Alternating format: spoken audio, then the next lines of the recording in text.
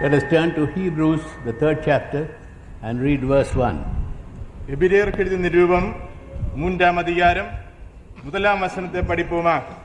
హెబ్రీయులకు రాసిన పత్రిక 3వ అధ్యాయము మొదటి వాక్యం చూద్దాము.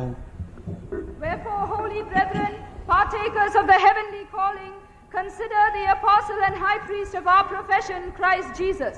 இப்படி இருக்க பரம அழைப்புக்கு பங்குள்ளவர்களாகிய பரிசுத்த சகோதரரே, நாம் அறிக்கை பண்ணுகிற அப்போஸ்தலரும் பிரதான ఆచార్యులుమాயிருக்கிற క్రీస్తు యేసుவை గమనించి పారుங்கள். ఇందువలన పరలోక సంబంధమైన పిలుపులో పాలు పొందిన పరిశుద్ధ సహోదరులారా, మనము ఒప్పుకొనిన దానికి అపోస్తలును ప్రధాన యాజకుడైన యేసు మీద లక్ష్యముంచుడి. Wherefore, holy brethren, இப்படி இருக்க பரிசுத்த சகோதரரே, ఇందువలన పరలోక సంబంధమైన పిలుపులో పాలు పొందిన పరిశుద్ధ సహోదరులారా, partakers of the heavenly calling, பரம அழைப்புக்கு பங்குள்ளவர்களே, పరలోక సంబంధమైన పిలుపులో పాలు పొందిన వారలారా, consider the apostle and high priest of our profession, Christ Jesus. நாம் அறிக்கை பண்ணுகிறதான அப்போஸ்தலர் இயேசுவை கவனித்து பாருங்கள். మనం ఒప్పుకొనిన దానికి అపోస్తలుడును ప్రధాన యాజకుడైన యేసు మీద లక్ష్యముంచుడి. All the apostle is speaking to the holy brethren. அப்போஸ்தலனாய Pavul பரிசுத்த சகோதரருக்கு இங்கே பேசுகிறார். అపోస్తలుడైన పౌలు పరిశుద్ధ సహోదరులతో మాట్లాడుతున్నాడు. Those who are partakers of a heavenly calling.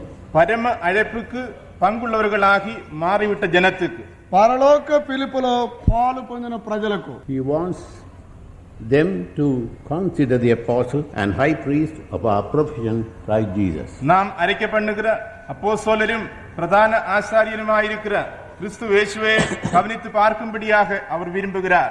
మనం ఒప్పుకున్న దానికి అపోస్తలుడును ప్రధాన యాజకుడైన యేసు మీద లక్ష్యముంచుడని ఆయన చెబుతున్నాడు. Look at him and see the way he has lived out his life and walked that way. அவரே மட்டும் கவனித்து பார்த்து அவர் இந்த ஜீவத்தில் எப்படி ஜீவித்தாரோ என்று கவனித்து அந்த வழியை நடவுங்கள் என்று சொல்லுகிறார். ఆయనను లక్ష్యముంచి ఆయన జీవించిన జీవితమును తేరి చూచి ఆయన నడిచినట్లుగా నడిచి మీరు కూడా నడవమని చెప్పుచున్నాడు. He is not speaking to anybody and everybody, but he is speaking to a special class of people called holy brethren.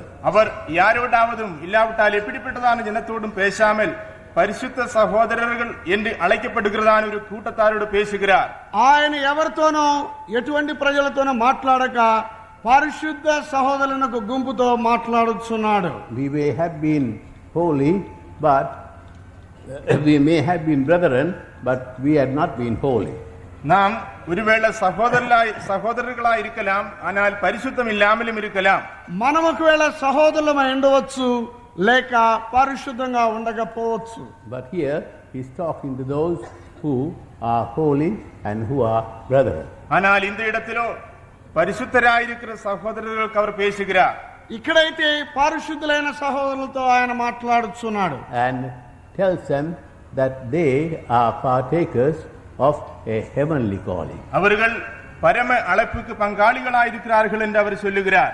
వారు పరలోక సంబంధమైన పిలుపులో పాలు పొందిన వారని ఆయన సెలవిస్తున్నాడు. There is a heavenly calling for all, but yet we find just a handful only try to choose that way and walk that way in this life.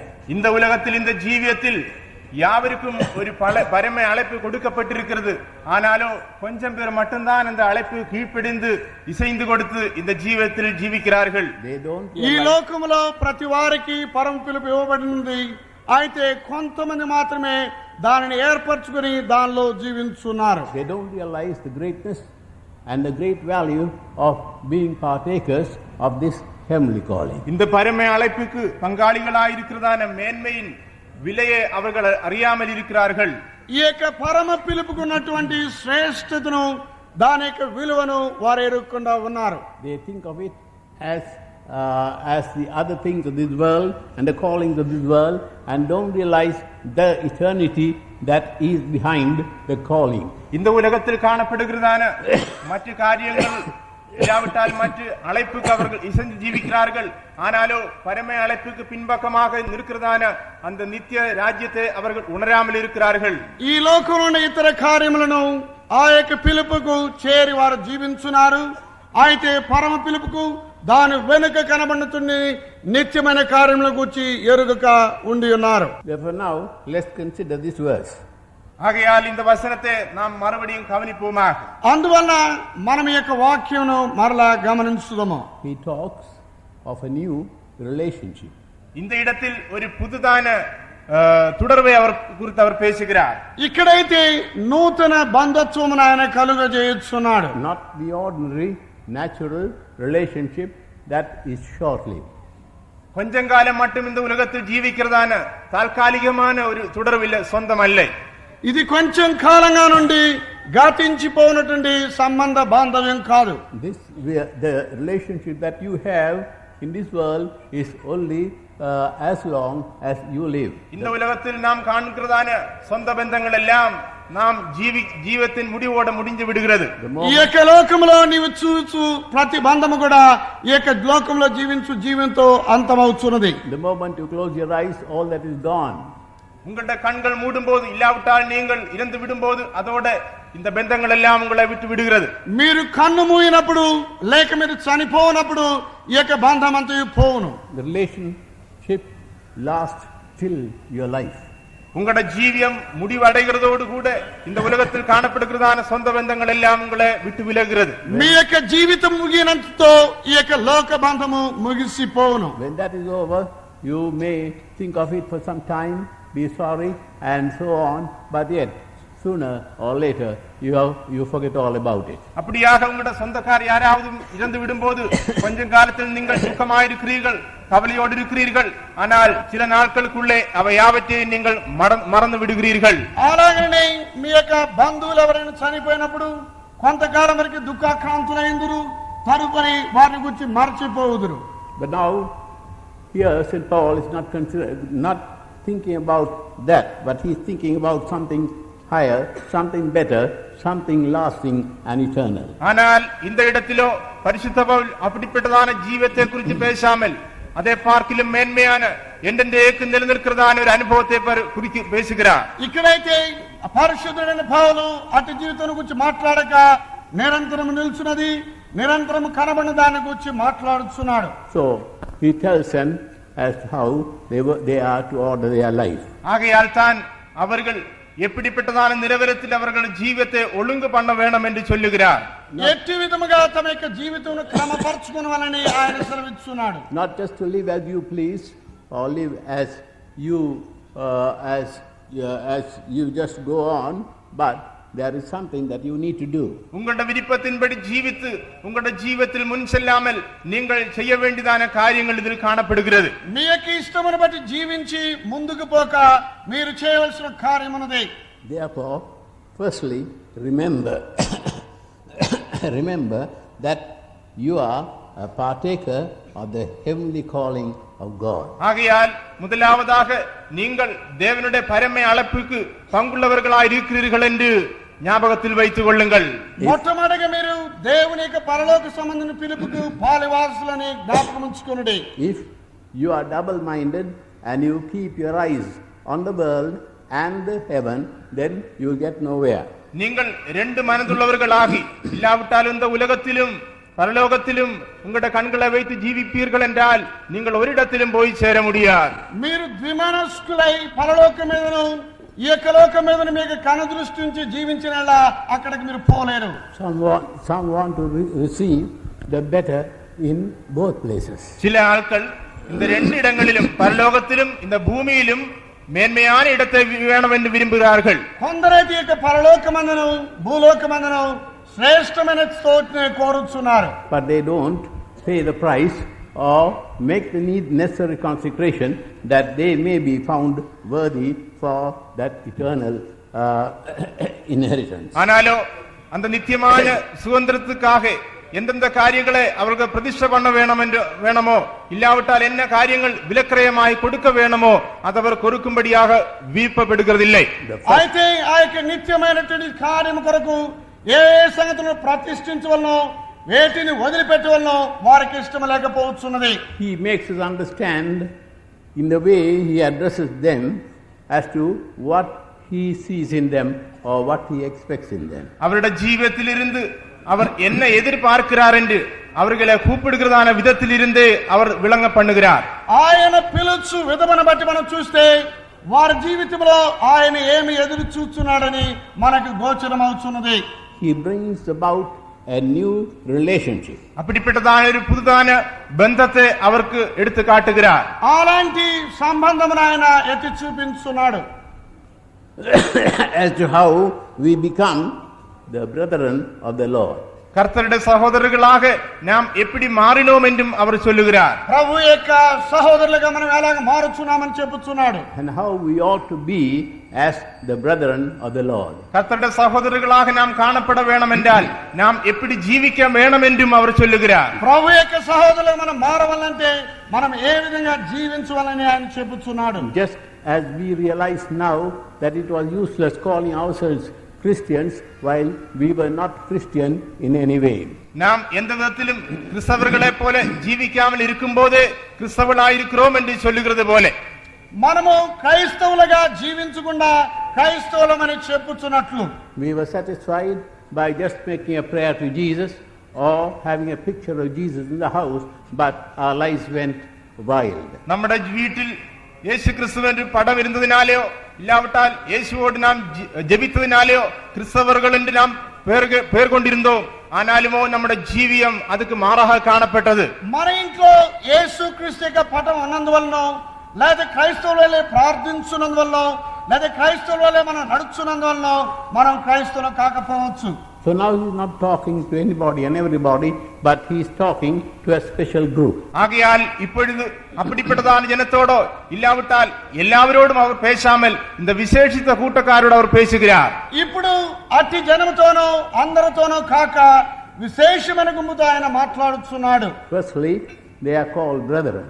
ஆகையால் முதலாவதாக அவர்களை சகோதரர்கள் என்று அழைக்கிறார். మొట్టమొదటిగా సహోదరులను పిలుచున్నాడు. And he adds something more to it and says they are holy brethren. அதுக்கு பிறகு அவர் இன்னும் விசேஷித்த முறைமையில் அவர் பரிசுத்த சகோதரர் என்று அழைக்கிறார். ఆయన ప్రత్యేకమైన రీతిగా పరిశుద్ధ సహోదరులారా అంటున్నాడు. A new relationship, ஒரு புதுதான பந்தம், క్రొత్త బంధుత్వం, a holy relationship. ஒரு பரிசுத்தமான பந்தம், పరిశుద్ధమైనటువంటి బంధుత్వం. Not just to gather together, call us brethren or call us as those who belong to a certain church, but we must live the life that is essential so that we may be part and parcel of the church or of those brethren.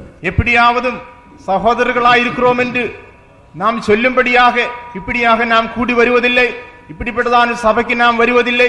ஆனாலோ அந்த நிலவரத்தில் நாம் உண்மையாகவே சகோதரர்களாய் இருக்கிறோம் என்ற நிலவரத்தில் அழைக்கப்படும்படியாக அந்த அனுபவத்தை நாம் ஜீவிக்க வேண்டும். మనమేదో సహోదరులుగా కనబట్టకై ఇలా కూడి రాలేదు, సహోదరులుగా ఉండుటకై మనం ఇలాగ చేరలేదు. అట్టి స్థితిలో జీవించడం వల్ల మనము సహోదరులు అనిపించుకున్నటకై ఇలా కూడి వచ్చి ఉన్నాము. He has brought about a new relationship. அதுக்காக இந்த புதுதான பந்தத்தை அவர் கொண்டு வந்திருக்கிறார். దాని కొరకై ఇక నూతన చుట్టరికను తీసుకొని వచ్చి ఉన్నాడు. The old relationship has been forgotten. பழைய பந்தங்கள் எல்லாம் இதோட மறந்து விடுகிறது. పాత బంధుత్వం అంతయు గతించిపోయి ఉన్నది. That which qualifies you as and says is that you are a holy group of brethren. ஆனாலோ இப்பொழுதா நீங்கள் ஒரு புதுதான பரிசுத்த கூட்டத்தாராய் சகோதரர்களாய் இருக்கிறீர்கள் என்று அவர் சொல்லுகிறார். మీరిప్పుడైతే పరిశుద్ధమైన సహోదరులుగా ఒక గుంపు వారిగా కనబడుచున్నారని చెప్పుచున్నాడు. We become his brethren by doing the will of God. தேவனுடைய சித்தம் செய்வதனாலே நாம் தேவனுக்கு சகோதரர்களாய் இருக்கிறோம். దేవుని చిత్తము చేయటం వలన దేవునికి మనం సహోదరులమై ఉన్నాము. Realize that unless we do the will of God, we cannot call ourselves his brethren. ஆகையால் நாம் தேவனுடைய சித்தம் செய்யாவிட்டால் கர்த்தருடைய சகோதரர்கள் என்று அழைக்கப்பட முடியாது என்று நீங்கள் ஞாபகத்தில் வைத்துக் கொள்ளுங்கள். మనము దేవుని యొక్క చిత్తము చేయకపోతే ప్రభు యొక్క సహోదరులమని పిలవబడమని మీరు జ్ఞాపకంలో ఉంచుకోవాలన్నా. He wants us to see that we keep the holiness. அது மட்டுமல்ல, நாம் நம்முடைய பரிசுத்தத்தை பாதுகாத்துக் கொள்ளும்படியாகவே அவர் விரும்புகிறார். మనం మన యొక్క పరిశుద్ధతను కాపాడుకోవాలని ఆయన కోరుతున్నాడు. So that we may continue to be the brethren of the Lord. அப்படியாக கர்த்தருடைய சகோதரர்கள் என்றதான நிலவரத்தில் நாம் தொடர்ந்து జీవిக்கும்படியாக. అలాగనే ప్రభు యొక్క సహోదరులమని అలా కొనసాగించి జీవించున్నట్లు. It's not an experience of an hour, of a day or night, but it's an experience that is lasting.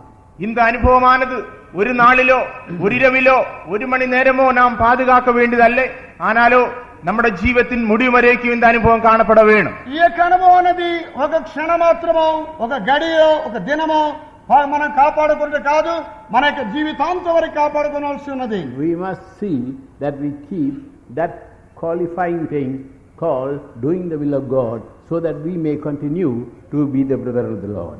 தேவனுடைய சகோதரர்களாக நாம் தொடர்ந்து ஜீவிக்கும்படியாக அதுக்கு நம்மை தகுதிப்படுத்துகிறதான தேவனுடைய சித்தத்தை செய்கிறதான அனுபவம் நம்மில் தொடர்ச்சியாக காணப்பட வேண்டும். దేవుని యొక్క సహోదరులను మనం కొనసాగించి జీవించున్నప్పుడు దానికి తగినట్లుగా దేవుని యొక్క చిత్తము చేయట్లో కూడా మనం కనబడవలసి ఉన్నది. Some people are just satisfied by doing the will of God, by taking baptism or being born again or receiving the Holy Spirit. சில ஆட்கள் மனம் திரும்புவதனாலேயோ ஞானஸ்நானம் எடுக்கிறதுனாலேயோ பரிசுத்தாவின் அபிஷேகம் பெறுவதனாலேயோ மட்டும் தேவனுடைய சித்தம் செய்திருக்கிறோம் என்று அவர்கள் திருப்தியாகி ஜீவிக்கிறார்கள். కొందరైతే మారు మనసు పొందుట వలన బాప్తిస్మం పొందుట వలన వారు దేవుని యొక్క చిత్తము చేయుచున్నామని తృప్తి పడుతున్నారు. They think that's the end of all things. அதோடு கூட எல்லாம் முடிவடைந்து விட்டதென்று அவர் யோசிக்கிறார்கள். దానితో సమస్తము సమాప్తమైనదని అనుకుంటున్నారు. It's not so easy to bring this sinful man to the perfection of Christ. பாவம் நிறைந்திருக்கிற இந்த மனுஷனே கிறிஸ்துவின் பூரணத்துக்கு வழி நடத்துவது ஒரு லேசான காரியம் அல்ல. పాపము నిండినటువంటి మనిషిని క్రీస్తు యొక్క పరిపూర్ణత నడిపించుట సులువైన సంగతి కాదు. True enough, he has paved the way for us by his great sacrifice. அவர் கல்வாரி சிலுவையில் நடத்தினதான அந்த பெரிதான பலியினாலே நமக்கு தேவையான எல்லாவற்றையும் அவர் ஆயத்தப்படுத்தினார். அது உண்மைதான். ఆయన కల్వారి శిలువలో యాగమైనందువలన మన కొరకు సమస్తమును సిద్ధపరిచింది నిజమే. The sacrifice he made was not for a special group but for the whole world. அவர் அந்த இடத்தில் நடத்தினான அந்த பலியானது ஒரு விசேஷித்த கூட்டத்தாருக்கு மட்டுமல்லாமல் இந்த முழு உலகத்தில் முழுவதும் காணப்படுகிறதான ஜனத்துக்காகவே. ఆయన ఇక్కడ చేసిన బలి అన్నది ఒక విశేషమైన గుంపు కొరకు మాత్రమే కాక సర్వ ప్రపంచంలో ఉన్న వారికి. It breaks all the division and unites all in one.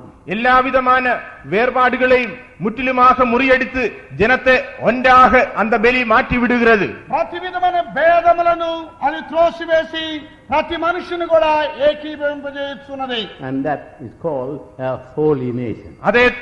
அதுவே தான் பரிசுத்த ஜாதி என்று அழைக்கப்படுகிறது. అదే పరిశుద్ధ జనమని పిలువబడుతున్నది. That's a qualification that we need to preserve in our life. நம்முடைய ஜீவிதத்திலும் இப்படிப்பட்டதான பிரதிஷ்டை தான் நாம் பாதுகாக்க வேண்டும்.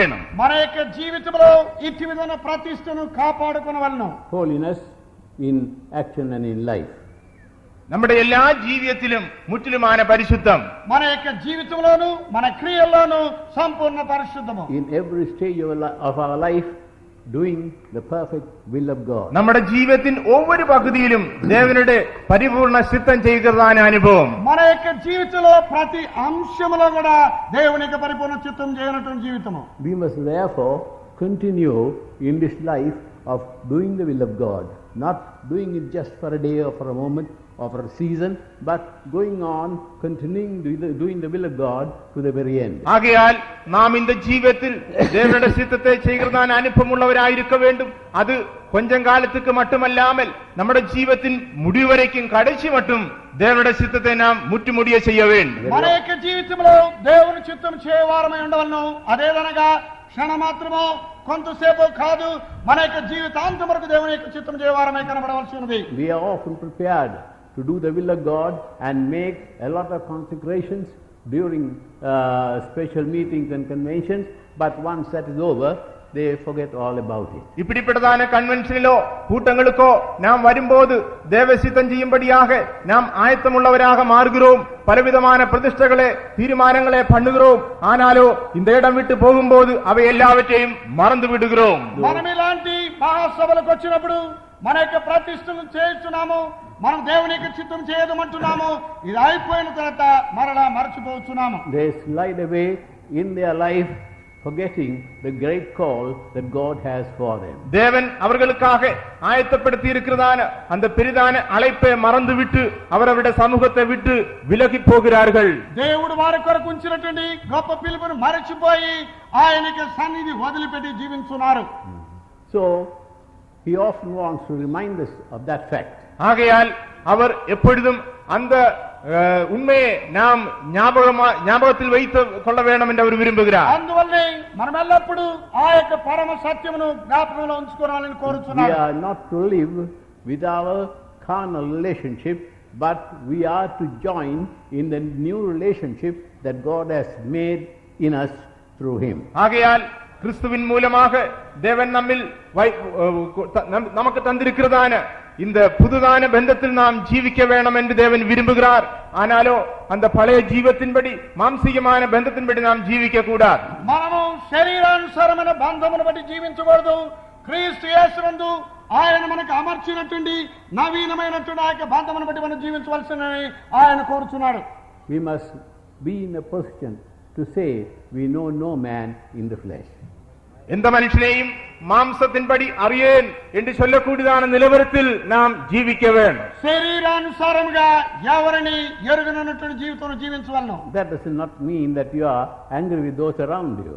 உங்களுக்கு சுற்றும் ஜீவிக்கிறதான ஜனத்தோடு நீங்கள் கோபமாக ஜீவிக்க வேண்டும் என்று அல்ல அதன் அர்த்தம். మీ యొక్క చుట్టూ ఉన్న వారితో కోపంగా జీవించవాలని కాదు. Not just run away from them as you see them. மற்றவர்களை நீங்கள் பார்க்கும்போது அவருடைய இடையிலிருந்து நீங்கள் ஓடிவிட வேண்டும் என்று அல்ல அதன் அர்த்தம். ఇతరులను చూసినప్పుడు వారి దగ్గర నుండి మీరు వేరే తప్పించుకోవాలని కాదు. It is something so different. ஆனாலோ இது ஒரு வித்தியாசமான அனுபவமாயிருக்கிறது. ఇదొక ప్రత్యేకంగాను వ్యత్యాసమైన అనుభవం అయినది. Just as when you happen to meet your friend and somebody else. உங்களுடைய சிநேகிதரையோ இல்லாவிட்டால் மற்றாரையோ நீங்கள் பார்க்கும்போது మీ యొక్క స్నేహితులను వేరే ఎవరినో మీరు చూసినప్పుడు Your friend is greater than all the others who are surrounding you. உங்களுடைய சிநேகிதர் உங்களுக்கு சுற்றும் ஜீவிக்கிறதான மற்றவர்களை பார்க்கும் எல்லாம் ஒருவேளை மேன்மையான ஆளாயிருக்கலாம். మీ యొక్క స్నేహితుడు మీ చుట్టూ ఉన్న వారికంటే శ్రేష్ఠుడై ఉండవచ్చు. You will cling on to your friend more than to anybody else. மற்ற யாவரை பார்க்கிலும் அந்த சிநேகிதனோடு நீங்கள் மிகவும் பழகிறீர்கள். ఇతరులందరికంటే ఆ యొక్క స్నేహితునితో మీరు అలవాటు పడుదురు. Even here in this convention, you look around and you will see little groups. இந்த கன்வென்ஷனிலும் நீங்கள் பார்க்கும்போது சின்ன சின்ன கூட்டத்தை நீங்கள் காணலாம். ఈ యొక్క కన్వెన్షన్ లో కూడా మీరు చూసినప్పుడు చిన్న చిన్న గుంపులను మీరు చూడవచ్చు. And you will see that they don't easily separate themselves. அந்த சின்ன கூட்டத்தாரே நமக்கு லேசாக கரைத்து விட முடியாது.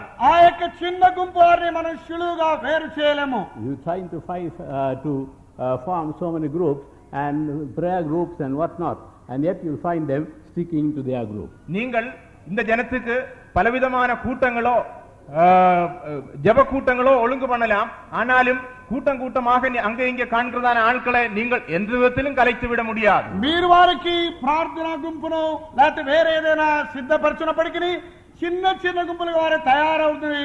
మీరు వారిని వేరు చేయలేరు. So if that carnal group could be so strong and cannot be detached, how much more should be the spiritual group? அப்படிப்பட்டதான மாம்சீயமான பந்தமுள்ள கூட்டம் இவ்வளவு பலமுள்ளதாக கலைத்து விட முடியாமல் இருக்குமானால் ஆவிக்குரிய ஜனங்கள் எவ்வளவு ஐக்கியமாயிருக்க வேண்டும். అలాంటి శరీర సంబంధమైన గుంపు ఎంత బలమైనదిగా ఉన్నదో అలాగైతే ఆత్మ సంబంధమైనది దానికంటే మరింత బలంగా ఉండును. As a spiritual group, we must be able to show that spiritual life that is working in us and how we are living it. ஆவிக்குரிய கூட்டக்காரராய் ஜீவிக்கிறதான நாம் அந்த ஜீவியம் நம்ம எப்படி காணப்படுகிறது என்று ஜீவித்து மற்றவர்களை காட்ட வேண்டும். ఆత్మీయ గుంపుగా జీవించున్న మనము ఆ యొక్క జీవితం ఎలాగో కనబడుతున్నదని మనం జీవించి ఇతరులకు చూపించవలను.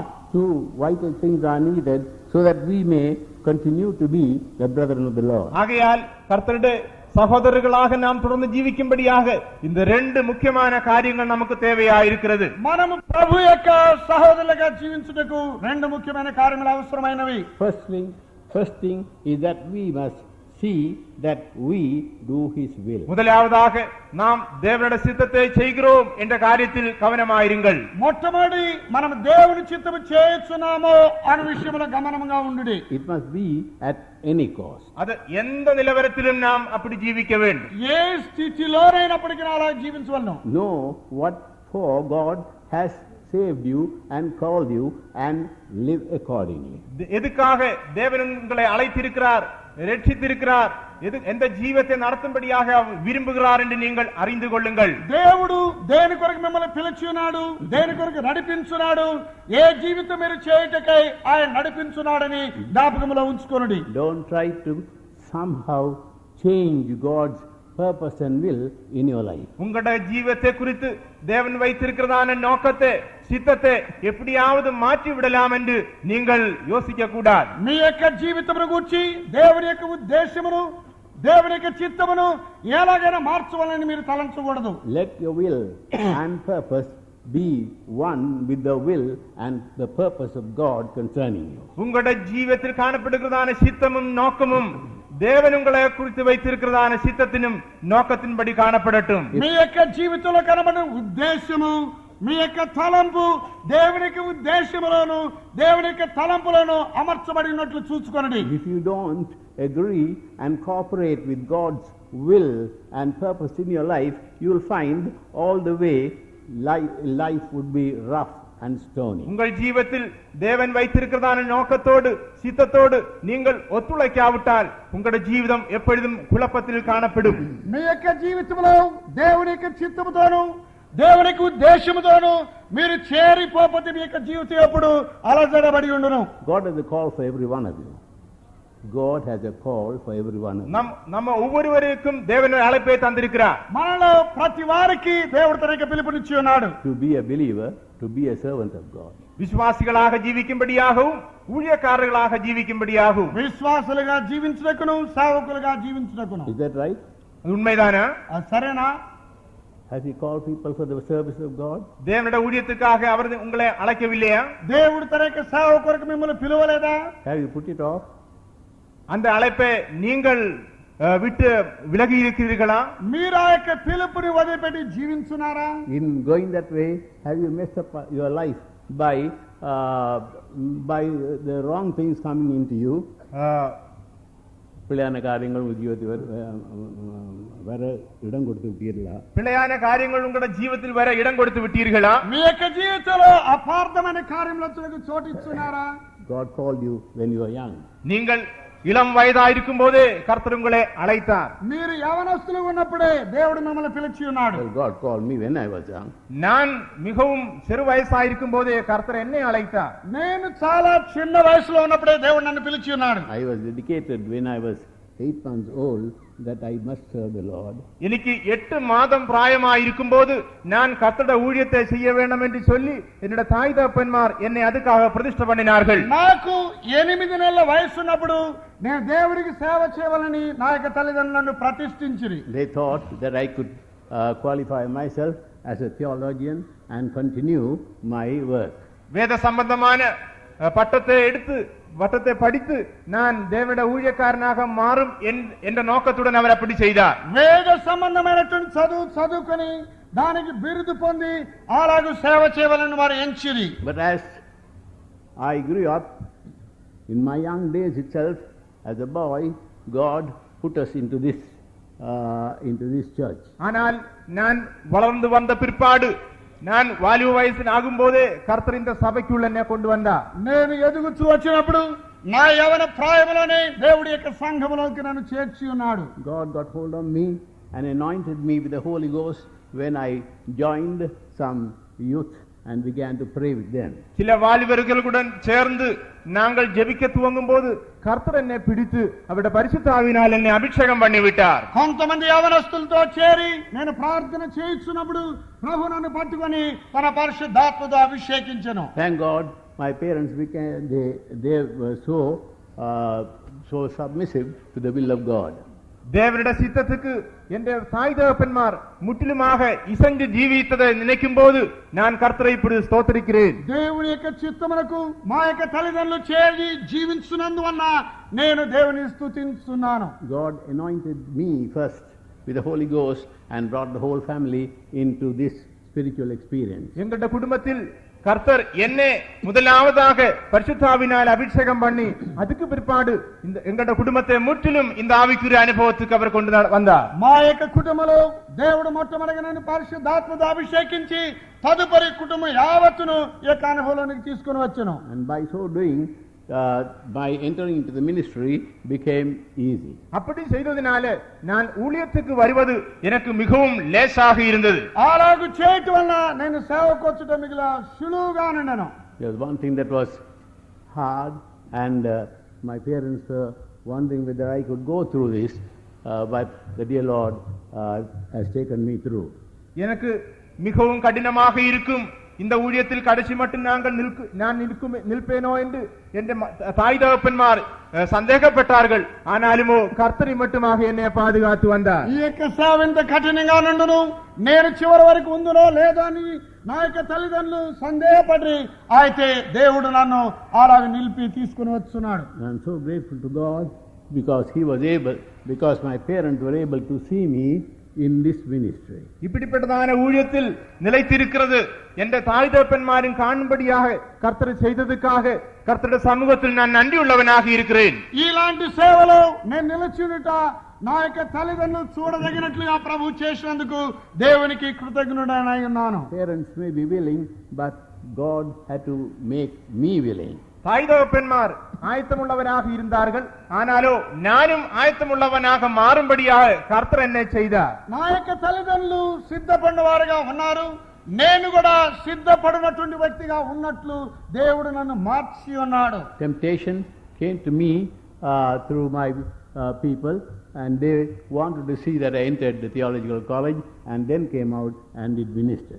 நான் வேத சம்பந்தமான கல்லூரியில் படித்து பட்டத்தை பெற்று இப்படிப்பட்டதான ஊழியத்தை செய்தால் போதும் என்று சொல்லி என்னுடைய சொந்தக்காரர்கள் மூலமாக எனக்கு பலவிதமான சோதனைகள் வந்தது. నేను బైబిల్ కళాశాలలో చదువుకొని ఆ యొక్క బిరుదు పొంది ఈ యొక్క సేవ చేయవలని వారు తలంచులందున అట్టి శోధన కూడా నా యొక్క తల్లిదండ్రుల ఎదురు నాకు వచ్చాను. My uncle was out to send me to the theological college and bring me out and make me a real minister. என்னை வேத சம்பந்தமான கல்லூரிக்கு அனுப்பி அங்க படிக்க வைத்து அதுக்கு பிற்பாடு ஊழியத்துக்கு அனுப்பலாம் என்று சொல்லி என்னுடைய மாமா அதுக்காக முயற்சி எடுத்தார். నన్ను వేద సంబంధమైన కళాశాలకు పంపి అక్కడ చదివించి తదుపరి తీసుకుని వచ్చి సేవకునిగా మార్చాలని మా యొక్క మామ తలంచెను. While he was proceeding in this way, the Lord got hold of him and made him a real Pentecostal believer. அதுக்காக அவர் முயற்சி எடுத்துக் கொண்டிருக்கும் போது கர்த்தர் அவரை சந்தித்து ஒரு உண்மையான பெந்தெகோஸ்து விசுவாசியாக அவரை மாற்றி விட்டார். దాని కొరకై ఆయన ప్రయత్నం చేస్తున్నప్పుడు దేవుడు అతన్ని నిజమైన Pentecost విశ్వాసిగా మార్చెను. Then he understood what this ministry was, and he and his whole people came to the Lord, and they are gone to be with the Lord. அதுக்கு பிற்பாடு அவர் இந்த ஊழியத்தின் மேன்மையை உணர்ந்தவர்களாக இருந்தார். அதோடு அவருடைய குடும்பம் சொந்த முற்றிலுமாக இந்த ஐக்கியத்துக்குள் வந்தது. அதுக்கு பிற்பாடு அவர் கர்த்தருக்குள் இருந்து விட்டார். వారి యొక్క సేవను అర్థం చేసుకుని వారు దేవుని ఎదుకు వచ్చిరి, వారి కుటుంబం యావత్ వచ్చును. తదుపరి వారు దేవునితో ఉంటకే వెళ్లిపోయి ఉన్నారు. I don't think people out here know him, but those in Ceylon know him, and they know what kind of a man he was. இங்கே இருக்கிறதான யாருக்கும் அவரை ஒருவேளை தெரியாமல் இருக்கலாம். ஆனாலும் இலங்கையில் உள்ளவர்களுக்கு அவர் எப்படிப்பட்டவராயிருந்தார் என்று நன்றாக தெரியும். ఇక్కడ ఉన్నటువంటి వారికి తెలియకపోవచ్చు, అయితే శ్రీలంకలో ఉన్నటువంటి వారికి ఆయన ఎటువంటి వ్యక్తి అని తెలుసు. When I came out to the ministry, he finally became the greatest source of encouragement to me. நான் ஊழியத்துக்கு வந்த பிற்பாடு என்னை மிகவும் உற்சாகப்படுத்தும்படியாக தைரியமாக என்னை நடத்தும்படியாக அவர் காணப்பட்டார். నేను సేవకు వచ్చినప్పుడు నన్ను ఉత్సాహంతోనూ ధైర్యంతో నడిపించకు ఆయన ఇదై ఉన్నాడు, గత్యంతరమై ఉన్నాడు. My father and mother were no more, but he was a source of help and encouragement. என்னோட தாய் தகப்பன்மார் இந்த பிற்பாடு கூட என்னை ஊழியத்தில் உற்சாகப்படுத்தும்படியாக தைரியப்படுத்தும்படியாக அவர் ஒரு வழியாக காணப்பட்டார். నా యొక్క తల్లిదండ్రులు చనిపోయినప్పటికీ నన్ను సేవలో ధైర్యపరచుటకై ఆయన ఒక మార్గమై ఉన్నాడు. They wanted to see whether I will be able to go through this Pentecostal faith home life. இந்த பெந்தெகோஸ்து விசுவாச வீட்டின் ஜீவியத்தின் மூலமாக கடைசி மட்டும் நான் జీవిக்க முடியுமா என்று அவர் எதிர்பார்த்து கொண்டே இருந்தார். ఈ యొక్క పెంతెకోస్తు విశ్వాస గృహం యొక్క జీవితం ద్వారా నేను తుదకు వెళుదునో లేదని ఆయన నన్ను గురించి ఎదురు చూచాను. I got my brothers and I got my sister, but thank God they are more happy about me than about themselves. எனக்கு சகோதரர்களும் சகோதரிகளும் இருக்கிறார்கள். ஆனாலோ நான் இந்த ஊழியத்துக்கு வந்ததில் நிலைத்திருக்கிறது தான் அவர் மிகவும் சந்தோஷமாயிருக்கிறார்கள். నాకైతే అన్నదమ్ముల అక్క చెల్లెళ్ళు ఉన్నారు. వారు నేను సేవకు వచ్చి నిలిచి ఉంటా వారు చూచి వారిని గురించి వారు సంతోషపడ్డ కంటే నన్ను గురించి మిగిలిన సంతోషపడ్రి. They are all in good positions, holding responsible jobs in the world, but yet with all that they begin to say that you are the luckiest man. உலக பிரகாரமான நல்ல உத்தியோகத்தில் ஸ்தானத்தில் அவர்கள் காணப்பட்டாலும் நீங்கள் தான் இந்த உலகத்தில் பாக்கியசாலியாய் இருக்கிறீர்கள் என்று அவர்கள் என்னிடம் பேசுகிறார்கள். వారి లోక సంబంధంగా మంచి ఉద్యోగంలోని పదవుల్లో ఉన్నప్పటికీ వారు నన్ను చూసినప్పుడు మీరే మా అందరికంటే శ్రేష్టమైనటువంటి వ్యక్తి అని చెప్పుదురు. They will always want me to pray for them, and they say that they are in this state because of the prayers of we children of God. தேவனுடைய பிள்ளைகளாகி இருக்கிறதான நம் மூலமாகவே அவர்கள் அப்படியாக ஆசீர்வதிக்கப்பட்டிருக்கிறார்கள் என்று அவர் சொல்லுகிறார்கள். தொடர்ந்து ஜெபிக்கும்படியாக என்னிடம் அவர்கள் கேட்டுக்கொண்டிருக்கிறார்கள். దేవుని బిడ్డలైన మన ద్వారా వారు అలాగే ఆశీర్వదించబడి ఉన్నారని చెప్పుచున్నారు. ఇంకను మన వారి కొరకు ప్రార్థన చేయమని వారు కోరుచున్నారు. But here we find that God shows us a new relationship. ஆனாலுமோ இந்த இடத்தில் கர்த்தரிதா ஒரு புதிய பந்தத்தை நமக்கு காட்டுகிறார். ఇక్కడైతే దేవుడు కొత్త సంబంధమును చూపించున్నాడు. This is made possible by we surrendering ourselves to do the perfect will of God. தேவனுடைய பூரணமான சித்தம் செய்யும்படியாக நம்மை முற்றிலும் ఒప్పడెక్కిరదనాల్ மட்டும்தான் இந்த జీవితం நாம் కాக்கப்பட முடியும். దేవుని యొక్క పూర్ణమైన చిత్తము చేయుటకు మనం అప్పగించుకొనుట వలనే మనం ఇలాగ చేయగలము. Doing the will of God for a day or two or for a short time will not do, but by doing the will of God we must allow holiness to grow in our life.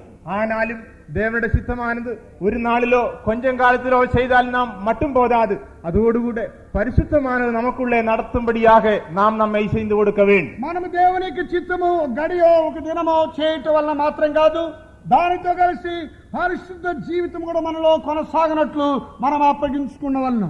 Holiness in us is not to just be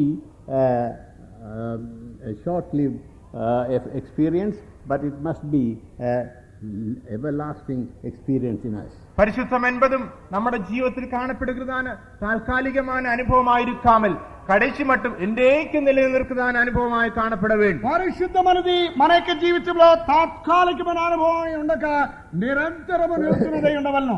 I remember as children, very often when we go to the convention, we are very holy.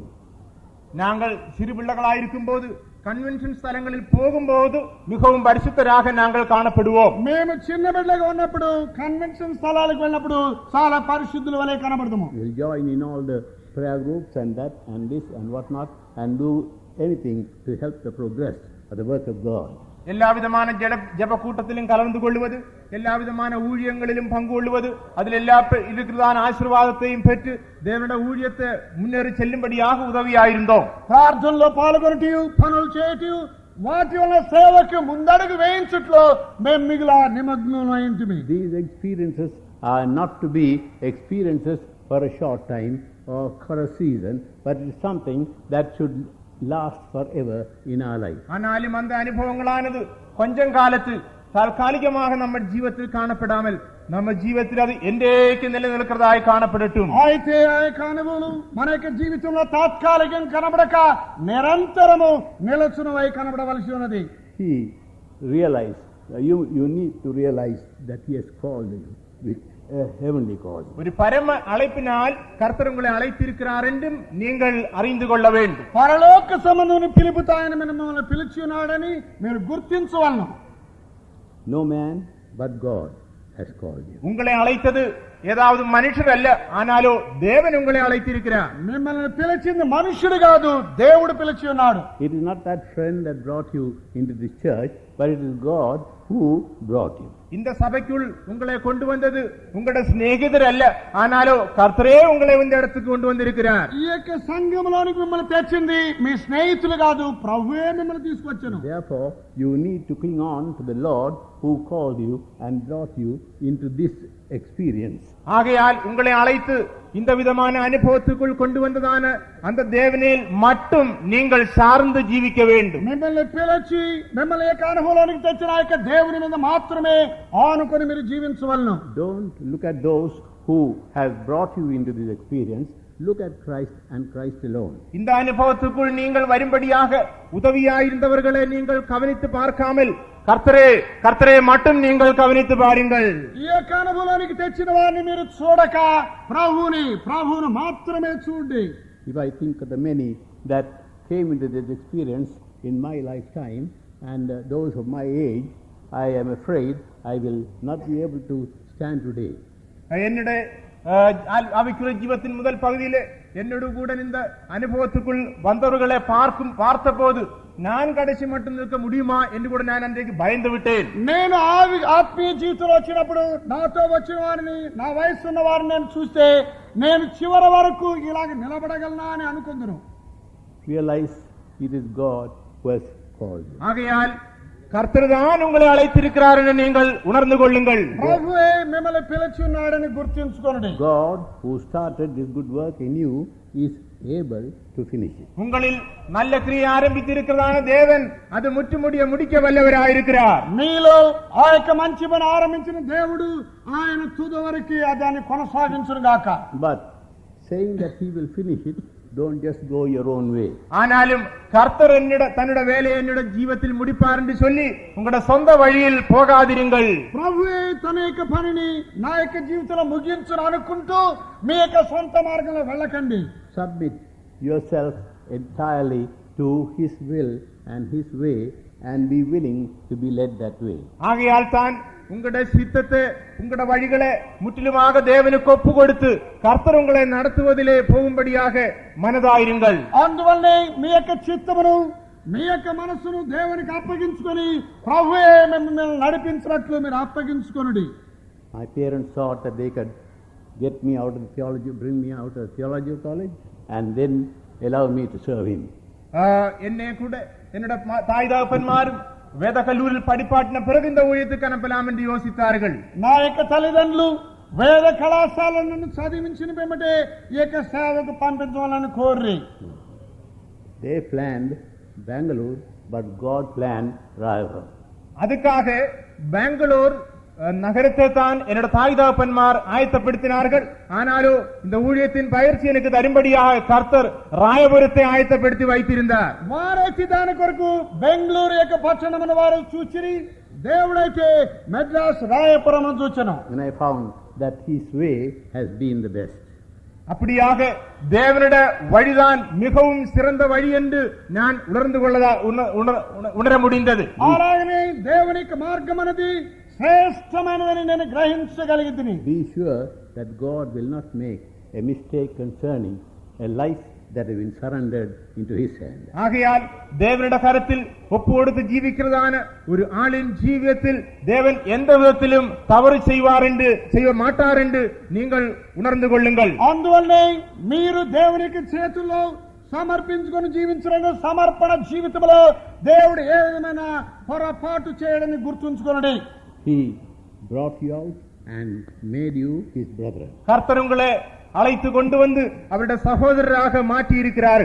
ప్రభు మిమ్మల్ని పిలుచుకొని వచ్చి ఆయన సహోదరులుగా మార్చి ఉన్నాడు. He joined you with people whom you never thought would be ever joined together. நீங்கள் இந்த கூட்டத்தாரோடு நான் எப்பொழுதாவதும் ஐக்கியம் வைப்பேன் என்று யோசிக்காத அந்த கூட்டத்தாருடனே உங்களை ஐக்கியத்துக்கு கொண்டு வந்திருக்கிறார். నేను ఎలాగూ వీరితో ఐక్యపడదునని మీరు తలంచి ఆ గుంపుతోనే ప్రభు మిమ్మల్ని తీసుకొచ్చి ఐక్యపరచున్నాడు. He has preserved you up to now.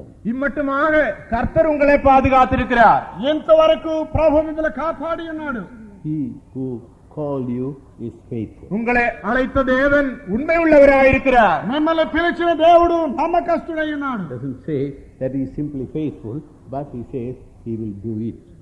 உண்மை உள்ளவராயிருக்கிறார் என்று மட்டும் சொல்லி நிப்பாட்டாமல் உங்களை குறித்ததான வேலையை அவர் நிறைவேற்றுவார் என்று சொல்லி இருக்கிறது. ఆయన నమ్మకస్తుడని మాత్రమే చెప్పగా మీలో ఆరంభించిన పనిని నెరవేర్చుచున్నాడు. Those who spoil the work, they are we. ஊழியத்துக்கு கெடுதி வருத்துகிறதோ நம்முடைய ஜீவியமே. సేవకు కీడు తెచ్చున్నది మన యొక్క జీవితమై ఉన్నది. God is able to perfect the work, but you, if you don't surrender, he cannot do it. மிகவும் மோசமான காரியத்தையும் பூர்ணப்படுத்தும்படியாக தேவனால முடியும். ஆனாலோ அதுக்காக நீங்கள் உங்களை ஒப்பு கொடுக்க வேண்டும். మీరైతే మిగల మోసమైన కార్యములు పూర్ణం చేయడానికి దేవునికి సాధ్యమాను. మీరైతే దానికి అప్పగించుకోవద్దు.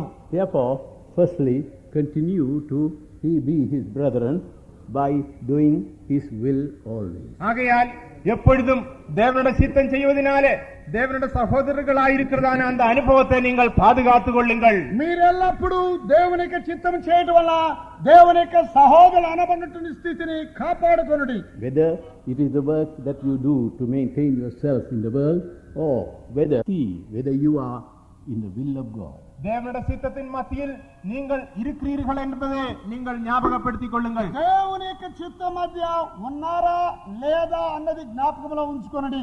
Very often some have come to me and said, Pastor, cannot I come for the ministry hereafter? Pastor, இனியாவதும் நான் ஊழியத்துக்கு வரட்டுமா என்று சிலர் என்னிடம் வந்து கேட்கிறார்கள். పాస్టర్ గారండి ఇక మీదట నేను సేవకు రాగలనా రావచ్చునా అని నా యొద్ద కొంతమంది అడుగుతున్నారు. I used to say, yes, it was easy then, but now you are too.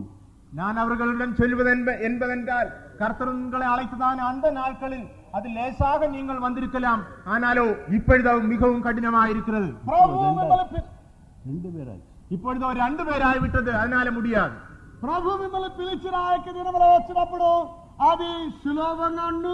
ఇప్పుడైతే మీరు ఇద్దరుగా ఉన్నారు, మిగిలిన కష్టంగా ఉండనని చెప్తున్నా. Not that impossible. அது முற்றிலும் முடியாதல்ல. అది వల్లపడదని కాదు. It's possible if you are willing. நீங்கள் இன்னும் மனதுள்ள ஒருக்கமுள்ளவராயிருக்குமானால் அதான் முடியும். మీ యొక్క మనస్సులో సిద్ధపాటు ఉంటే అది మీకు చాలు.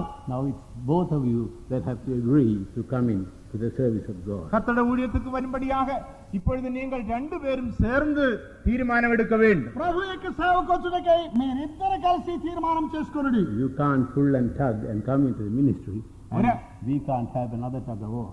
ஒராளை இழுத்து நீங்கள் உள்ளுக்கு வர முடியாது. அதுக்கு பிறகு நீங்க இங்கே வந்து கயிறிழுப்பு நடக்க வேண்டி இருக்கும்.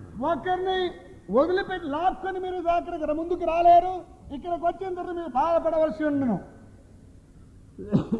Realize that when God has called you, you must not in any way take one wrong step. ஆகையால் கர்த்தர் உங்களை அழைத்து விட்ட பிற்பாடு ஒரு அடியாவதும் நீங்கள் தவறாக எடுத்து வைக்க கூடாது என்ற காரியத்தில் జాగ్రత్తయాயிருங்கள். ప్రభు మిమ్మల్ని పిలిచినాడు గనక ఆయన పిలిచినందువల్ల మీరు ఏ విధమైన ఒక మెట్టు కూడా అపార్థంగా వేయకూడదని గుర్తుంచుకోండి. Though I had been dedicated for his service while yet 8 months old, yet when I came of age, I had to make my decision to serve him. 8 வயது பிராயமாயிருக்கும் போது என்னோட தாய் தகப்பன்மார் என்னை பிரதிஷ்டை பண்ணி இருந்தாலும் நான் வயதுக்கு வந்த பிற்பாடு இந்த ஊழியத்துக்கு நான் போக வேணுமா என்று நானே ஒரு தீர்மானம் எடுக்க வேண்டியதாயிருந்தது. నన్ను 8 నెలలు ఉన్నప్పుడు నన్ను ప్రతిష్ఠించినప్పటికీ నేను వయస్సు వచ్చినప్పుడు ఈ సేవకు పోదునా లేదని తీర్మానించుకున్నది నా మీద ఉండేది. When they made that consecration, it was easy, for they thought it's a theological college that will prove to make me a minister. அவர் அந்த தீர்மானம் எடுத்த பிறகு பிரதிஷ்டை பண்ண பிறகு வேத கல்லூரியில் அனுப்பி உன்னை ஊழியக்காரனாக மாத்தலாம் என்று சொன்னது அவருக்கு லேசாக இருந்தது.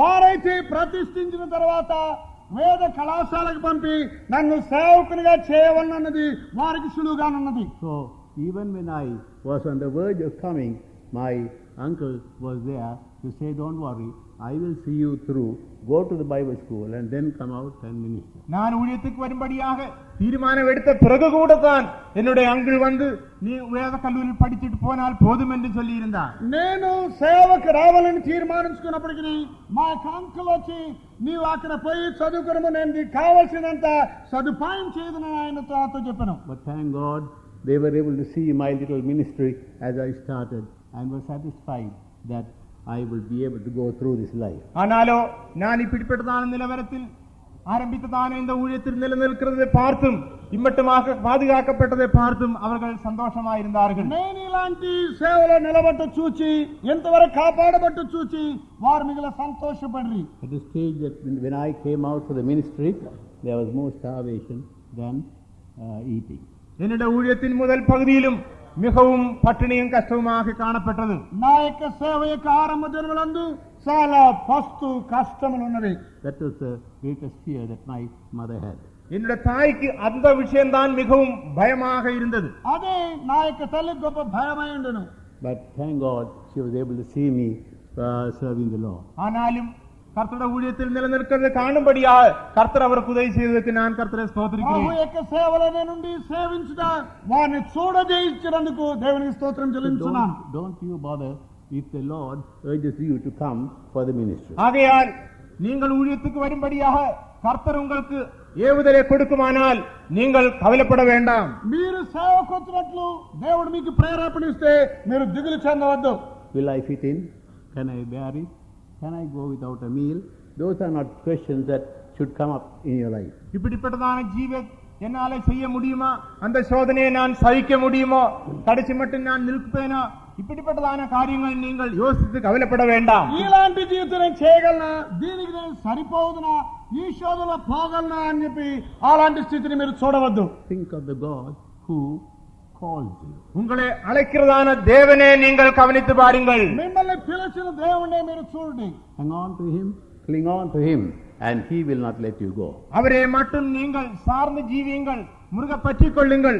நீங்கள் ஒரு நாளும் விலகி போகும்படியாக அவர் இடம் கொடுக்க மாட்டார். ఆయన మీద ఆనుకుని ఆయన్ని గట్టిగా పట్టుకుని జీవించుడి, ఆయన మిమ్మల్ని చేయి విడువడు. People who thought I will not stick even for 1 year has now found me sticking for 52 years. ஒரு வருஷம் கூட இந்த ஊழியத்தில் நிலத்திருக்க மாட்டாது என்று என்னை பற்றி யோசித்ததான ஆட்கள் இப்பொழுது 52 வருஷமாக நான் இந்த ஊழியம் செய்து வருகிறேன். నేను ఒక సంవత్సరం కూడా ఉండలేనని నన్ను గురించి తలంచిన వ్యక్తులు నేను ఇప్పుడు 52 సంవత్సరాలు ఉంటా వారు చూస్తున్నారు. So many years and people have passed away.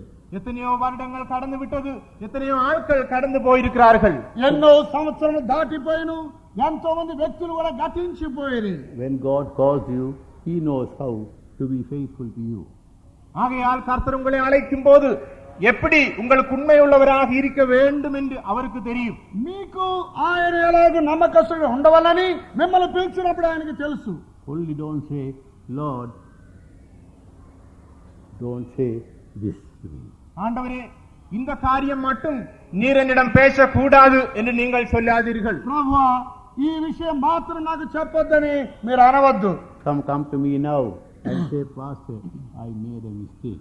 சிலர் இப்பொழுது வந்து சொல்லுகிறார்கள், பாஸ்டர், நான் என்ற ஜீவத்தில் தவறு செய்து விட்டேன். కొంతమంది అయితే పాస్టర్ నా యొక్క జీవితంలో తప్పు చేస్తానని చెబుతున్నారు. It is not that they made a mistake by getting a job, they made a mistake by choosing the wrong partner. உலக பிரகாரமான உத்தியோகம் செய்வதனாலே தவறு செய்து விட்டார்கள் என்றல்ல, தெற்றாய ஒரு పురుషనే தெரிந்து கொண்டதினால அவர் தவறு செய்து விட்டிருக்கிறார்கள். వారైతే ఏదో లోకములో తప్పైనటువంటి ఉద్యోగమును ఏర్పరచుకున్న తప్పు చేయలేదు, తప్పైనటువంటి మార్గమును వారు ఏర్పరచుకున్నందునే వారు తప్పు చేసి ఉన్నారు. Now you have first the hardest task to see that your husband also or your wife also agrees with you to come out for the ministry. இப்பொழுதோ இந்த ஊழியத்துக்கு வரும்படியாக உங்களோட புருஷன் இல்லாவிட்டால் உங்களோட மனைவி உங்களோட ஒத்துழைக்கிறது காண்பதே உங்களுக்கு மிகவும் கடினமாயிருக்கிறது. ఇప్పుడు మీ యొక్క సేవకు వచ్చుటకై మీ యొక్క భర్తయో మీ యొక్క భార్యో మీతో చేరిపోవుట చూడకపోవటం వల్ల మీకు కష్టంగా ఉంది. My father labored much for this church and ministered, but yet he could not come out and serve him. என்னோட தகப்பனும் இந்த ஊழியத்துக்காக மிகவும் பிரயாசப்பட்டார். ஆனாலும் இந்த ஊழியக்காரனாக அவருக்கு மாற முடியவில்லை. నా యొక్క తండ్రి ఈ యొక్క సంఘము కొరకు సేవ కొరకు మిగిలిన కష్టపడ్ను, అయినప్పటికీ సేవకునిగా రాలేకపోయాను. Because he thought the obligation that was upon him for his wife and children. ஏனென்றால் அவருடைய மனைவியையும் பிள்ளைகளையும் பாதுகாக்க வேண்டும் என்றுதான் அந்த கடமையை அவர் உணர்ந்தபடியினால், కారణమేమనగా ఆయన యొక్క భార్యను తన బిడ్డలను పోషించవలసిన బాధ్యత ఆయన మీద ఉన్నందువలన So he went about doing the ministry by himself and bringing souls to the church. ஆகையால் அவர் தனியாக விசுவாசியாக இருந்து ஊழியம் செய்து சபைக்கு ஆத்துமாக்களை ஆதாயப்படுத்திக் கொண்டு ஜீவித்தார். ఆయన ఒంటరిగా విశ్వాసిగా ఉండి సేవ చేసి ఆత్మను తీసుకొచ్చి సంఘముతో చేర్చను. He got out from his job 5 years ahead. ஜோலி வேலையில் இருந்து 5 வருடங்களுக்கு முன்னே அவர் ராஜினாமா செய்து விட்டார். ఆయన తన యొక్క ఉద్యోగంలో ఆయన పెన్షన్ అవడానికి ముందే 5 సంవత్సరాల ముందే ఆయన రాజీనామా చేశాను. When he was asked why, he told the boss, I want to do something for the Lord. நீங்கள் ஏன் வேலையை ராஜினாமா செய்கிறீர்கள் என்று அவரிடம் கேட்டபோது, கர்த்தருடைய ஊழியத்தில் நான் ஈடுபடும்படியாக இப்படி செய்கிறேன் என்று பதில் சொல்லிவிட்டார். మీరెందుకు రాజీనామా చేస్తున్నారని అడిగినప్పుడు దేవుని యొక్క పరిచర్యలో నేను సేవ చేయదని చెప్పాను. So he did that, and his last trip was 32 miles walk back home. அப்படியாக அவர் ஊழியம் செய்து ஜீவித்தார். கடைசியாக 32 மைல் அவர் நடந்து ஊழியத்தை செய்தார். ఆయన నాకు సేవ చేసి చివరగా 32 మైళ్ళు నడిచి వెళ్ళి తిరిగి వచ్చాను. He came and lay down, and I was in India. I went to see him. அவர் அப்படியாக நடந்து வந்து படுக்கையிலே படுத்து விட்டார். நானும் அப்பொழுது அந்த இடத்தில் இருந்தேன். அவரை பார்க்கும்படியாக நான் அவரிடம் போனேன். నేనైతే ఆశ్రమంలో ఇండియాలో ఉంటుంది. ఆయన నడిచి వచ్చి తిరిగి పడకలాయను. అప్పుడు నేను ఆయన చూడటకు వెళుతుని. He was so happy to see me in the ministry, and he was happy that he was able to do at least so much for the Lord. நான் இந்த ஊழியத்தில் இருந்து பார்த்து அவருக்கு மிகவும் சந்தோஷமாயிருந்தார். அதே வேளையில் அவரும் அந்த ஊழியத்தை, அப்படிப்பட்டதான ஊழியத்தை செய்யும்படியாக அவருக்கு முடிந்ததிலும் சந்தோஷப்பட்டார். నేను యొక్క సేవలో ఉంటూ చూచి ఆయన సంతోషపడను. అదే వేళలో తాను కూడా దేవుని కొరకు ఏదో చేసిన దాన్ని కూడా చూచి సంతోషపడను. So when there is a desire for you to serve God, God will open a way. ஆகையால் கர்த்தருடைய ஊழியம் செய்யும்படியாக உங்களுக்கு ஒரு வாஞ்சி இருக்கும்போது கர்த்தரே உங்களுக்கு ஒரு வழியை திறந்து தருவார். అందువల్లే దేవుని యొక్క సేవ చేయడానికి మీకు కోరికనప్పుడు ప్రభువే మీకు ఒక ద్వారం తెరుచును. You need not excuse yourself by saying, my wife, my husband, my children, my home, that and this.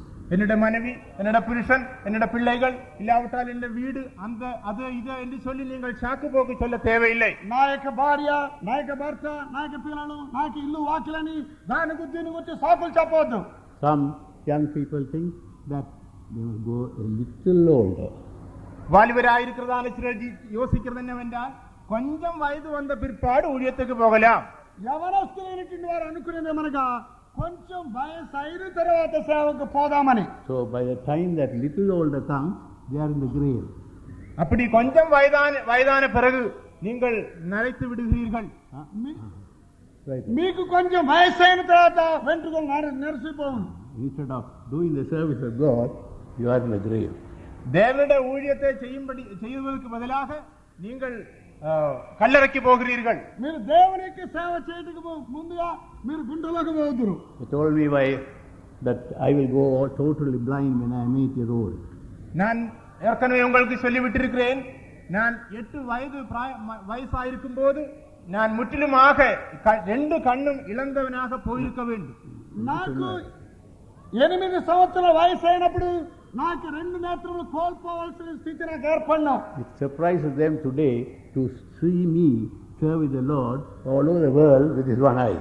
இந்த ஒரே ஒரு கண்ணு வைத்துக்கொண்டு உலகம் முழுவதும் நான் போய் ஊழியம் செய்வதை பார்க்கும்போது மற்றவர்கள் ஆச்சரியப்படுகிறார்கள். ఈ యొక్క ఒకే ఒక కన్ను ఉంచుకొని లోకమంతటా వెళ్ళి సేవ చేస్తున్నప్పుడు ఇతరులు చూసి ఆశ్చర్యపడుతున్నారు. It's not your capability. It's not that things that you can do, but what God can do through you when you surrender yourself. உங்களோட திறமை இல்லாவிட்டால் உங்களோட தகுதி அல்ல, ஆனாலோ நீங்கள் முற்றிலுமாக உங்களை இசைந்து கொடுக்கும்போது கர்த்தர் உங்களை தகுதிப்படுத்துகிறார். మీ యొక్క అర్హతలో మీ యొక్క సామర్థ్యమో కాదు, మీరు సంపూర్తిగా దేవునికి సమర్పించుకున్నప్పుడు ఆయన మిమ్మల్ని అర్హులుగా మార్చును. Some old believers, when they want to come for the Lord's work, they think, now when I come to the Lord's work, if they put me in charge of a faith home, then all right. சில பழைய விசுவாசிகள் யோசிக்கிறார்கள், நான் ஊழியத்துக்கு போல் வந்தால் என்னை ஒரு சபைக்கு அவர் பொறுப்பாக அனுப்புவார்களா, அப்படியானால் போகலாம். కొంతమంది పాత విశ్వాసాలు అనుకున్నది ఏమనగా, నేను ఇప్పుడు సేవకు వస్తే నన్ను ఒక సంఘానికి బాధ్యుడిగా పంపుతారా అనుకుంటున్నారు. If by any chance they come and they are put in charge of faith home, they will not even know to manage the kitchen. அப்படிப்பட்டவர்கள் ஊழியத்துக்கு வந்து எப்படியோ அவரை ஒரு சபைக்கு பொறுப்பாக அனுப்பினால் அங்க குஷினி காரியங்கள் பொறுப்பாக நடத்துகிறது கூட அவருக்கு தெரியாது. అలాంటి వారు ఇప్పుడు సేవకు వస్తే వాళ్ళకు బాధ్యులుగా సంఘానికి పంపితే ఆ యొక్క సంఘంలోని వంటగదికి సంబంధించిన పనులు కూడా వారు బాధ్యతగా చేయలేరు. They do not know what faith home means. விசுவாச வீடு என்பதின் அர்த்தமே அவர்கள் புரியாமல் இருக்கிறார்கள். విశ్వాస గృహం అనే అర్థమే వారికి తెలియదు. When I started the ministry, I never knew when my next meal will come. நான் ஊழியத்தை ஆரம்பித்த போது அடுத்த வேளை சாப்பாடு எனக்கு எங்க கிடைக்கும் என்று தெரியாத நிலவரத்தில் நாங்கள் காணப்பட்டோம். నా యొక్క సేవ ఆరంభించినప్పుడు మరుసటి భోజనం నాకు ఎక్కడ దొరుకునని నాకు తెలియకుండా నేను సేవలో ఆరంభించింది. Now when I even tell that, people will smile and say, oh, was it like that? அப்படிப்பட்டதான காரியங்கள் இந்த காலத்தில் ஜனத்தோடு சொல்லுவோமானால் அப்படியெல்லாம் இருந்ததா என்று அவர்கள் கேள்வி கேட்பார்கள். అలాంటి సంగతులను ఇప్పుడు జనంతో చెప్తే అలాగ ఉన్నదా అని వారు అడుగుతారు.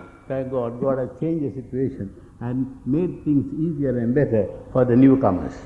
தேவன் நம்முடைய ஊழியத்தின் நிலவரத்தை வித்தியாசமாக மாற்றி இருக்கிறார். புதிதாக ஊழியத்துக்கும் சபைக்கும் வருகிறவர்களுக்கு எல்லா காரியங்கள் மிகவும் லேசாக காணப்படுகிறது. కొత్తగా సంఘమునకు సేవకు వచ్చినటువంటి వారికి ఉన్నటువంటి పరిస్థితులు సులువుగా దేవుడు మార్చినందుకు దేవునికి వందనములు చెల్లించున్నాను. But the real thing is, yet they are not prepared to go the way that God has called them.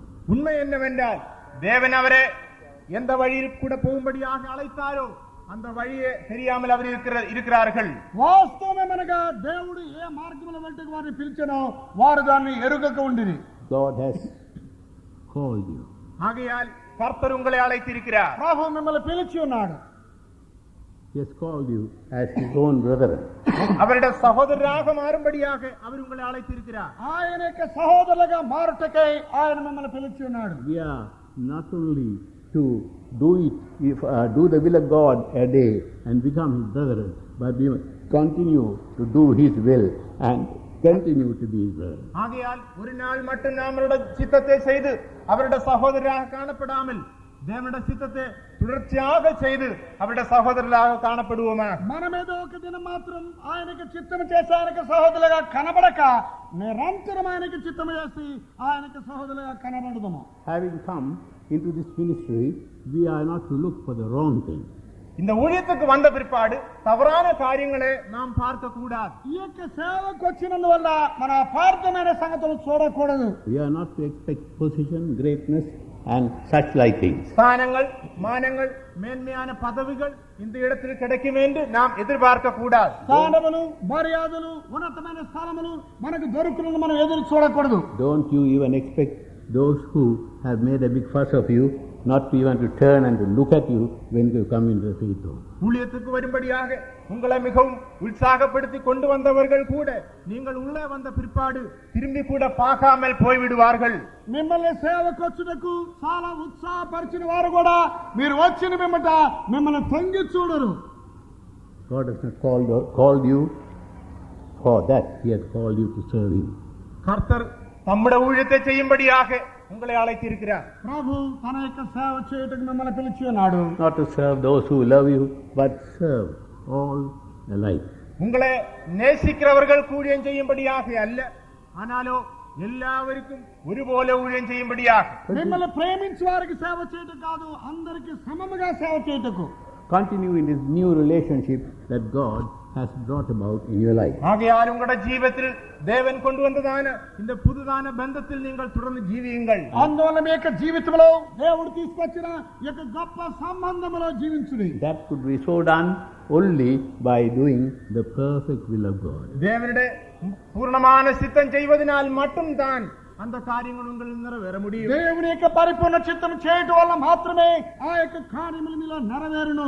Always ask him and he will tell you. எப்பொழுதும் கர்த்தரை நோக்கி நீங்கள் கேளுங்கள், அப்பொழுது அவர் பதில் சொல்லுவார். ఎల్లప్పుడు ప్రభు వైపు చూచి అడుగుడి, ఆయన మీకు జవాబిచ్చును. He wants every one of you to abide in his will. அப்படியாக நாம் ஒவ்வொருவரும் தேவனுடைய சித்தத்தின் மத்தியில் பாதுகாக்கப்பட வேண்டும் என்பது அவருடைய நோக்கமாயிருக்கிறது. మనలో ప్రతి వారు దేవుని యొక్క చిత్తంలో కాపాడబడాలన్నదే ఆయన యొక్క ఉద్దేశమైనది. Only such could also be found ready to be caught up. அப்படிப்பட்டவர்கள் மட்டும்தான் கர்த்தருடைய வருகையில் எடுத்துக்கொள்ளப்படும்படியாக ஆயத்தமாயிருப்பார்கள். అలాంటి వారే ప్రభు యొక్క రాకడలో ఎత్తబడుదురు. Realize that your calling is not earthly. ஆகையால் உங்களோட ஜீவியம், உங்களோட அழைப்பானது பூமிக்குரியதான அழைப்பு அல்ல, பரம அழைப்பு என்று நீங்கள் உணர்ந்து கொள்ளுங்கள். మీ యొక్క పిలుపు భూ సంబంధమైనది కాదు, పరలోక సంబంధమైనదని గ్రహించుడి. He has not called you for greatness here, even in the faith home or in the church, but he has called you for the highest place in heaven in eternity. உலகத்திலோ சபையிலோ இல்லாவிட்டால் விசுவாச வீட்டிலோ நீங்கள் மேன்மையாயிருக்கும்படியாக, பெரியவர்களாயிருக்கும்படியாக கர்த்தர் உங்களை அழைக்கவில்லை. ஆனாலோ நித்தியத்தில் அவருடைய ராஜ்யத்தில் நீங்கள் பெரியவர்களாயிருக்கும்படியாக அழைத்திருக்கிறார். లోకములోను సంఘములోను సేవలోను గొప్పవారుగుంటకు ప్రభు మిమ్మల్ని పిలవలేదు, కానీ తన యొక్క పరలోక రాజ్యమును గొప్పవారుగుంటకే ప్రభు మిమ్మల్ని పిలిచి ఉన్నాడు. Remember that always. அந்த காரியத்தை எப்பொழுதும் உங்கள் ஞாபகத்தில் வைத்துக் கொள்ளுங்கள். ఆ యొక్క కార్యమును ఎల్లప్పుడూ మీ యొక్క జ్ఞాపకములో ఉంచుకొనుడి. Just as Christ remembered the place that the Father had for him and lived up to it, so should we live up to it. கர்த்தராகிய இயேசு கிறிஸ்து பிதாவாகிய தேவன் தனக்காக ஆயத்தப்படுத்தினார் அந்த இடத்தை குறித்து யோசித்து அந்த இடத்துக்கு தகுதியாயிருக்கும்படியாக ஜீவித்தது போல ప్రభువైన యేసు క్రీస్తు కొరకు తండ్రి అయిన దేవుడు ఉంచినటువంటి స్థలమును ఆయన ఆలోచించి దాని కొరకు ఆ తగినటువంటి వాడిగా జీవించినట్లు. God is faithful in that he called you and he is able to fulfill that which he has concerning you. உங்களை அழைத்திருக்கிறதான அழைப்பில் கர்த்தர் உண்மையுள்ளவராயிருக்கிறார். உங்களை குறித்ததான காரியத்தை நிறைவேற்றும்படியாக அவர் வல்லவராயிருக்கிறார். మిమ్మల్ని పిలిచిన పిలుపుకు దేవుడు నమ్మకస్తుడు. మీలో ఆరంభించిన సేవను ఆయన నెరవేర్చుటకు సమర్థుడై ఉన్నాడు. Keep your mind firm and steady on the call that God has given each of you. ஆகையால் உங்கள் ஒவ்வொருவருக்கும் கர்த்தர் தந்திருக்கிறதான ஊழியத்தில் அழைப்பில் நீங்கள் நன்றாக உறுதியாயிருந்து கொள்ளுங்கள். అందువల్లే మీలో ప్రతి వారికి ఇచ్చిన పిలుపులో మీరు స్థిరులుగా కనబడుడి. Know for certain whether God has called you to be a servant of God or he has called you to be a believer. விசுவாசியாக ஜீவிக்கும்படியாகவோ இல்லாவிட்டால் ஊழியக்காரனாக ஜீவிக்கும்படியாகவோ கர்த்தர் அழைத்திருக்கிறார் என்பதை நீங்கள் உறுதிப்படுத்திக் கொள்ளுங்கள். విశ్వాసిగా జీవించుటకు లేకపోతే సావుకునిగా జీవించుటకు ప్రభు మిమ్మల్ని పిలిచినాడు అన్నది మీరు స్థిరపరచుకొనుడి. When you want to take up a job in the world, you don't mind what it is, you will send your application for it, but when it comes to serve in the Lord, you think, I don't know, twice or three times or how many times. உலக பிரகாரமான வேலையை நீங்கள் தேடும் போது அது எப்படிப்பட்டதான வேலையா இருந்தாலும் பரவாயில்லை, நீங்கள் அதுக்காக விண்ணப்ப தாள்களை அனுப்புகிறீர்கள். ஆனாலோ கர்த்தருடைய ஊழியத்தை செய்யக்கூடியதான நிலவரத்தில் நீங்கள் வரும்போது ஒன்றோ இரண்டோ மூன்றோ எத்தனையோ முறை நீங்கள் யோசிக்கிறீர்கள். లోకములో మీరు ఉద్యోగం చేయుటకు బయలుదేరినప్పుడు దాని నిమిత్తం దరఖాస్తు ఫారములను మీరు పంపుదురు. అయితే దేవునికి సేవ కొరకైతే అనేక సార్లు మీరు తలంచుదురు, యోచించుదురు. Well, I could tell you in my own experience, 50 years have passed by and I have not found the faith of a dangerous place. என்னுடைய சொந்த அனுபவத்திலிருந்து நான் சொன்னேனே, கடந்த 52 வருடங்கள் நான் இந்த ஊழியத்தில் இருக்கிறேன். விசுவாச வீட்டில் எந்த விதமான விசுவாச வீடானது விபத்துக்குரியதான இடம் என்று நான் காணவே இல்லை. నా యొక్క అనుభవంలో 52 సంవత్సరాలు నేను చెప్పుచున్నాను. విశ్వాస గృహం అనేది అపాయమునికి తగినది కాదని నేను చెప్పట్లేదు. If you are to serve God, this is the right place. நீங்கள் கர்த்தருடைய ஊழியத்தை செய்ய விரும்புகிறீர்களானால் இதுவே அதுக்கு ஏற்ற இடமாயிருக்கிறது. మీరు ప్రభు యొక్క సేవ చేయటకై మీకు ఇదే మంచి తరుణమైనది. If you want to be made perfect and be found worthy when he comes, this is the right church. கர்த்தருடைய வருகையில் நீங்கள் பூரணராக ஆயத்தப்பட்டு காணப்படும்படியாக அதுக்கு ஏற்ற சபை இதுவாயிருக்கிறது. ప్రభు యొక్క రాకల్లో మీరు పూర్ణులుగా ఉండి కనబడి నిమిత్తమై ఆయన యొక్క తగినటువంటి సంఘములోనికి మిమ్మల్ని తీసుకొని వచ్చి ఉన్నాడు. Not something vague that I am trying to tell you. This is something that I have seen over half a century. ஏதோ சில காரியத்தை பெரிசாக நான் பேசுவதில்லை, ஆனால் என்னுடைய அனுபவத்தின் மூலமாக நான் கண்ட காரியங்களை பேசுகிறேன். ఏదో పెద్దగా నేను మాట్లాడలేదు, నా యొక్క అనుభవం ద్వారా కనుక్కున్న సంగతులను మాట్లాడుతున్నాను. Remember that God has given you a high calling. ஆகையால் அந்த பரம அழைப்பை கர்த்தர் உங்களுக்கு தந்திருக்கிறார் என்று நீங்கள் உணர்ந்து கொள்ளுங்கள். దేవుడు ఆ యొక్క పరమ పిలుపుని మీకు ఇచ్చి ఉన్నాడన్నది మీరు తెలుసుకొనుడి. And there's only one that has set the example for us to follow, and that's Christ Jesus. நாம் பின்பற்றி செல்லும்படியாக நமக்கு முன்மாதக வைத்த ஒரே ஒருவர் கர்த்தராக இயேசு கிறிஸ்து மட்டுமே. మనం వెంబడించుటకై మనకు మాదిరిగా ఉన్న ఒకే ఒక వ్యక్తి ప్రభువైన యేసు If క్రీస్తు. you do follow him, then your steps will not stagger, nor will you fall. நீங்கள் அவரே மட்டும் பின்பற்றுவீர்களானால் உங்களுடைய காலடிகள் ஒரு நாளும் இடறி வீழாமல் நீங்கள் முன் செல்லலாம். మీరు ఆయన మాత్రం వెంబడిస్తే మీ యొక్క పాదములు తొట్టిల్లవు. Keep your hold on him. ஆகையால் நீங்கள் அவரே மட்டும் முருக பற்றிக் கொள்ளுங்கள். మీరు ఆయన గట్టిగా పట్టుకొనుడి. Run till the end. முடிவு மட்டும் நீங்கள் ஓடுங்கள். చివరి వరకు పరిగెత్తుడి. Time is short, the coming of the Lord is very near. காலம் சுருங்கி இருக்கிறது, கர்த்தருடைய வருகை மிகவும் நெருங்கி விட்டது. కాలం క్లుప్తమైన ప్రభు యొక్క రాకడ సమీపమైన. Don't you think that this is a chorus that we always sing. நாம் எப்பொழுதும் படிக்கிறதான ஒரு பல்லவி என்று நீங்கள் இதை பற்றி யோசிக்க வேண்டாம். మనం ఎప్పుడు పాడినటువంటి పల్లవి ఇదని మీరు అనుకోవద్దు. Every moment we are drawing closer to the end. ஒவ்வொரு நிமிடமும் நாம் கடைசி முடிவுக்கு நாம் வந்து கொண்டிருக்கிறோம். ప్రతి ఒక్క నిమిషము కూడా మనము చివరి సమయమునకు వస్తున్నాము. Let the Lord find us ready for that day. அந்த நாளுக்காக நாம் ஆயத்தப்பட்டு காணப்பட கர்த்தர் நமக்கு உதவி செய்வார். ఆ యొక్క దినము కొరకై మనము సిద్ధపడకు ప్రభు మనకు సహాయం చేయను గాక.